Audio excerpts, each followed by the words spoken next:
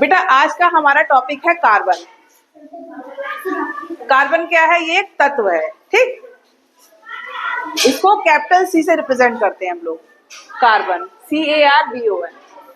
ये क्या है? कार्बन शब्द लैटिन भाषा के कार्बो शब्द से बना है, और इस कार्बो शब्द का मतलब क्या होता है? कोल, ठीक। अब ये कहाँ उपस्थित होता है कार्बन? ऐसी कोई जगह नहीं है जहां कार्बन ना हो। आपके जितने भी भोजन के पदार्थ हैं, भोज्य पदार्थ, उसमें कार्बन है। आपको ये टेबल दिख रही है, ठीक है, चौक दिख रही है, जितना कुछ आपको यहाँ दिखाई दे रहा है सब जगह कार्बन क्या है? उपस्थित है, ठीक है। यानी कि कार्बन क्या है? हमारी केंद्र बिंदु में है, हर जगह कार्बन उपस्थित है, ठीक। अब कार्बन के कुछ अपर रूप होते हैं, इन्हें कहते हैं एलोट्रॉप्स। दो प्रकार के होंगे, क्रिस्टलीय और अक्रिस्टलीय। क्रिस्टलीय क्या होता है? ग्रेफाइट, हीरा, फुलरेन। ग्रेफाइट क्या होता है बताओ? सब जानते हो। पेंसिल, तो पेंसिल में क्या ग्रेफाइट है?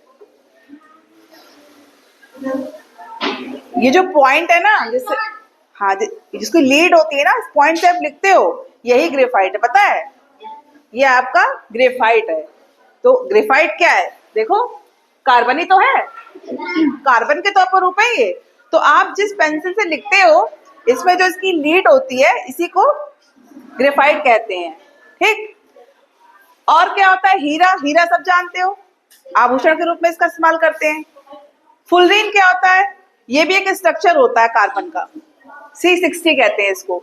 इन तीनों का स्ट्रक्चर हम बताएंगे आपको नेक्स्ट क्लास में, ठीक है। अभी बस इतना जान लो कि क्रिस्टलीय रूप कौन कौन से होते हैं? ग्रेफाइट, हीरा और फुलरीन। कठोरतम, सबसे ज्यादा कठोर क्या होता है? हीरा।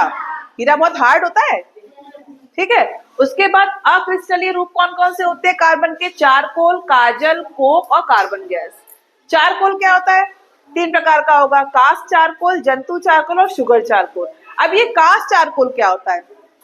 सर्दियों में लकड़ी को जला के हाथ पैर तापते हो, तो जो आप लकड़ी का इस्तेमाल करते हो, अगर उसे कम ऑक्सीजन, ज्यादा नहीं, कम ऑक्सीजन में उसको जलाओ, तो उससे जो कोयला बनता है, उसी को हम कहते हैं कास्ट चारकोल। यानी कि कुल मिलाकर जो लकड़ी का कोयला होता है, जो कोयला आपको लकड़ी से मिल रहा है, वो हमारा कहलाएगा कास्ट चारकोल, ठीक है। लेकिन इसके लिए कंडीशन क्या है कि आपकी जो ऑक्सीजन है वो सीमित मात्रा में होनी चाहिए। ज्यादा ऑक्सीजन होगा तो लकड़ी पूरी जल के क्या हो जाएगी? राख बन जाएगी, है ना। तो सीमित मात्रा में आप ऑक्सीजन का इस्तेमाल करोगे तो आपको क्या मिलेगा? लकड़ी का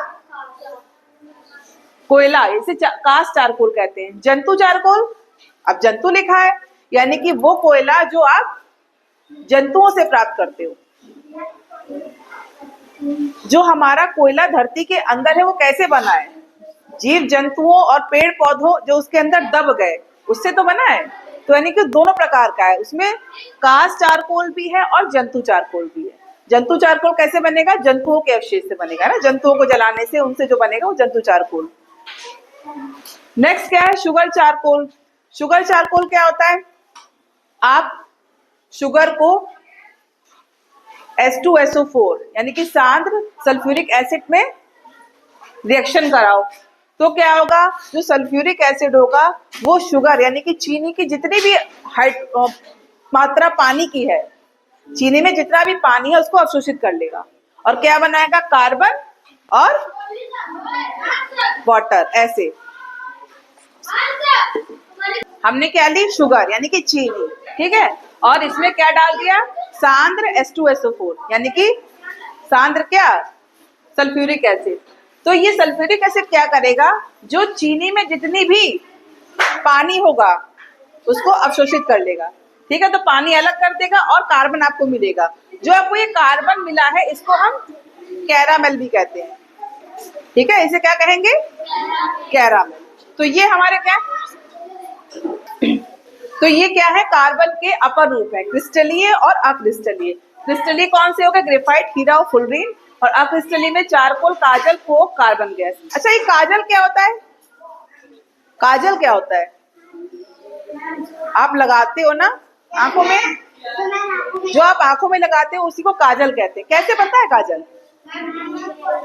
है दीपावली वाले दिन मम्मी लोग लगाती है ना काजल, दिए दिए के ऊपर क्या आप चम्मच उल्टी करके रख दो, है ना, तो उसका जो सीमित धुआं निकलेगा वो चम्मच में इकट्ठा हो जाएगा, उसी से काजल लगा लेते हैं। तो काजल भी क्या है, हमारा कार्बन है। क्या है? कार्बन। कोक और कार्बन गैस, ये सब कार्बन है। तो आप यहाँ जितना कुछ भी देख रहे हो ना कार्बन के अपरूप, चाहे हीरा हो, चाहे ग्रेफाइट हो, चाहे फुलरीन हो, ये सब क्या है? कार्बन ही है। अब हम कल चर्चा करेंगे क्रिस्टलीय रूप के बारे में, ग्रेफाइट, हीरा और फुलरीन। आप ग्रेफाइट को उच्च दाब और ताप में गर्म करके हीरा बना सकते हो। कैसे बनेगा ये बताएंगे, ठीक है।